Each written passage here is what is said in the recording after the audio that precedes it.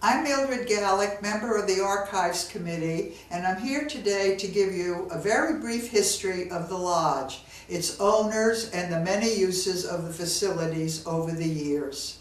And would you believe that history goes back to the 20s? And at that time, John and Helen Ballantyne owned the surrounding properties from 1924 until 1952. Now the name Ballantyne may be familiar to you in two ways. The Ballantyne Brewery Company, and John Ballantyne was a descendant of Peter Ballantyne, who founded the brewery. However, he was not involved in the business, but rather was a financier. So we came to the village, or not the village at that time, bought this property, and obviously was a great sports enthusiast. Our records don't show whether the lodge was originally a barn or whether John Ballantyne built it as a lodge. But we do know that he called it the lodge, where he entertained his friends who were hunters, fishermen, and other sports enthusiasts. And the name Ballantyne is also familiar in Southbury, Ballantyne Park. Ballantyne Park was a property that John and Helen donated to the village in memory of their son, John II, who died in World War II. In 1952, John sold the property to Victor Borga. And of course, Victor Borga started his Rock Cornish hen business here in the village. So then the lodge, if you could believe it, then became the office for the manager of the packing plant and also the farm manager. You also had facilities for packing the pullets to be shipped all over the country. Then we go on into the 60s, and the Paparazzos in the early 60s were for property where they could build an adult community. And at that time, the Borgas decided that he needed to be closer to an airport, and Greenwich was his new location, so the property was sold to the Paparazzos in 1964. And as our adult community was being built, the first phases of it, the lodge was used by the officers who were engineers and architects from 66 to 1967. As the residents started to move in, they realized that we needed social facilities here in the village. So Eric Everson, who was one of the architects on staff, suggested that the lodge be used as a meeting place for the men. So work began on the lodge, and it's as we really have known it over these past 45 years as the men's club. It was high beam ceilings in the grand lounge, a huge fireplace. They built a mezzanine where you could relax and play cards or chess, whatever.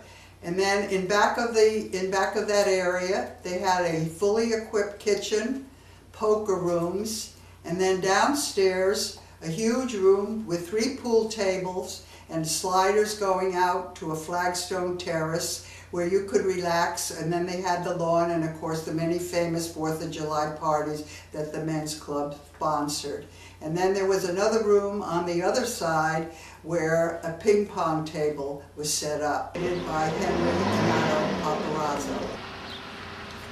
This continued until 2005, when a decision was made that all facilities needed to be made available for everybody in the village. So the men's club became known as the Lodge, and the women's. Now we enter a new generation where we are going to have a social center for everybody, meeting rooms that are so badly needed. And so when you think about the Lodge, just think of 85 years since its inception until the present day. Who knows what the future is going to hold? I keep hearing the questions at meetings. What will the future residents want? Will we be able to meet their needs? This is not just a question at Heritage Village. Every recreation seminar I go to has a session which brings up this same issue. what will the baby boomers be looking for? Well, they will still need rooms to reserve for their activities. But they will want those rooms comfy, cozy, with nice lighting, decorated as if it's a living room and equipped with Wi-Fi. Maybe there would be new interests. I wouldn't rule out playing bridge, but there might be bunco or mahjong. Rooms need to be soundproof, so different programs can exist side by side. But we still lack a community center. There's no social area to drop in that's inviting and bring your coffee, or read the paper, or socialize, use your Wi-Fi, play pool, darts, maybe Wii in the future. You want to maybe just read or sit and talk someplace other than your home that others may come to. Hopefully the lodge renovation will fill this void. Talked about the progress of the lodge, so I thought it was timely to bring it to everyone's attention again. And we'll start out where you can see that the enclosure for the elevator is now in. As we see as we go inside, there's nothing in there. It's just an empty tower room right now. And then below it is the new room that we put on that is a combination storage room and the equipment room for the elevator. And then coming to your left, you'll see the front porch there, which will have access to a door that goes into card room number 1. And then you can see now what it's going to look like for the entrance bridge. Really going to look nice, make some great improvements to the building, I think. And on top of there, you see a little cupola that adds to it. And then you can see over there, we'll walk over there, and there's the siding on there. And I'm going to let Don Hawks talk about the siding that we're using. The siding that we're using is Hardy Plank, which is a cementitious product, and it's good for like 50 years. And it doesn't have the rot characteristics of wood. This is the same material we used on the fitness center, and the only thing is this is horizontal siding as opposed to vertical siding. What's cementitious mean? Cementitious, fiber and cement as opposed to wood product, which would rot. We also are using the same material for the trim, so we should not have a rot problem. The other thing is, you'll notice all of when we took the building apart, there was holes in it, voids all over the place with insulation and everything else. And right now we're filling all the voids, putting up siding or Ply-Score underneath it, and we're closing the whole building in Tyvek and then this. So we will have an airtight, watertight building at the end of it. New roof, all new Anderson windows. The energy efficiency will be very much improved versus what we had in the past. Okay, let's walk around. That's a finish coat on it. Gentlemen, this is an as you can see, the stairs and the balcony are gone. They didn't meet any of the building codes at all. And there's new stairs on the other side to access the mezzanine and the basement. So you see a door over there. That please notice how open and bright the room is because of the larger windows, and also the attic or the ceiling Skies. ceiling. It's those technical terms. So it really has lightened up the room, and the siding has come off so that they can insulate it. And many of the things that they're doing were part of the energy efficiency audit that we had done. So the money that we would have spent just doing energy efficiency is just put into the construction of this project.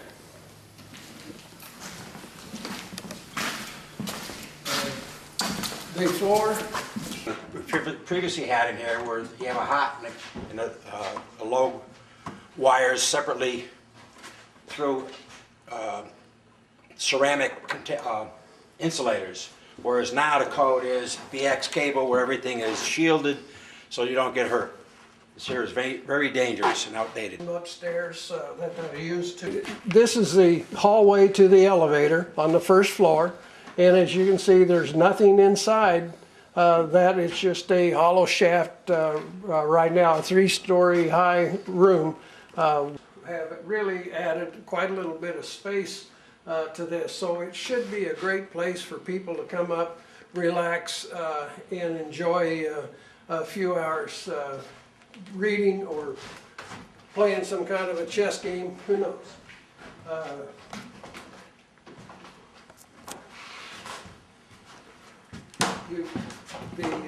On each side, in the opening space now, the old railing that came off of was salvaged off of the balcony, that railing will be put in here, and so it'll have some of the old look to it.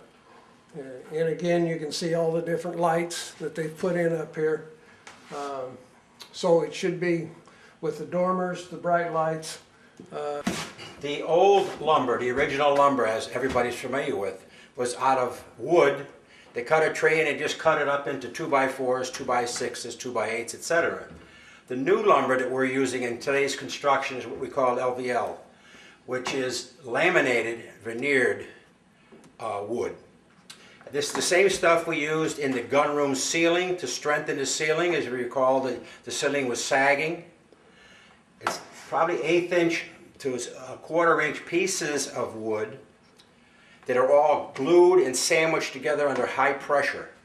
Very, very strong in comparison to the old stuff. It doesn't warp or bend like the old stuff. You don't have to worry about knots falling out and the thing falling apart. So It's a more recent building than, let's say, the meeting house.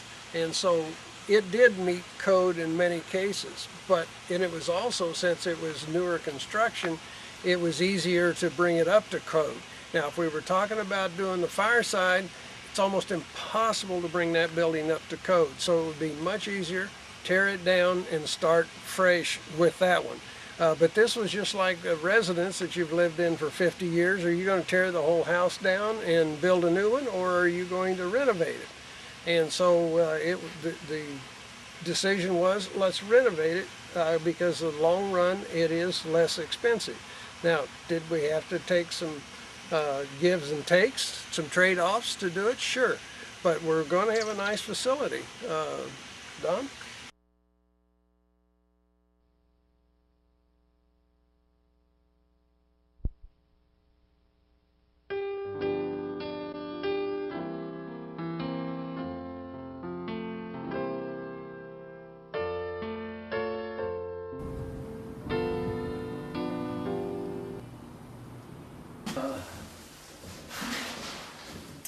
This is opened up a whole lot with the Now, sides. what was here before? We didn't have these dormers going out. This was all just a wall across. So these 2 dormers, that opened it all up. Got the windows there. Have the large hand-viewed table we had downstairs in the old lodge, where people could maybe do a puzzle. So you can sit and chat and bring your own bottle, and we'll have a coffee machine here where you can get the Keurig coffee. In this corner, we're going to have a piano, so those who have talent might want to stop in and play a little bit. Back over here, we have the counter. There'll be some bar stools along it, and we'll have a full-size refrigerator for when we have the picnics and the parties outside and in here where they can have the food. There'll be a microwave. And you can see it's very spacious, very open, very warm, and it's going to be beautiful. Everybody's going to be coming here, I'm sure of that. This room used to be a garage, and it was always very damp and had a very cold feeling. And now we have Go Marvin, Well, explain the it's- technicals. It's the ductless heat pump system. And if you go back and look at the pictures upstairs, there's 2 units hanging on the wall, and when you come into the room, you don't even notice them, they just blend in. So we do have the technology now in our heating system, rather than having a boiler, oil-fired boiler down. The floor was sealed, and then it's got this new floor on top of it. So it's all coming together. Changing the walls. So we just walked up the ramp from the, what used to be the 3-car garage. We'll take it, came up the ramp, it's all one level, so it's easy access for anybody. can be. And into the game room, I guess you'd call it, because we'll have the second pool table in here, and the pool table will be over here. And the card table will be over here, and this big hole over here is where the elevator will be, so people can go all 3 floors easily without having to walk up the steps if you prefer the elevator.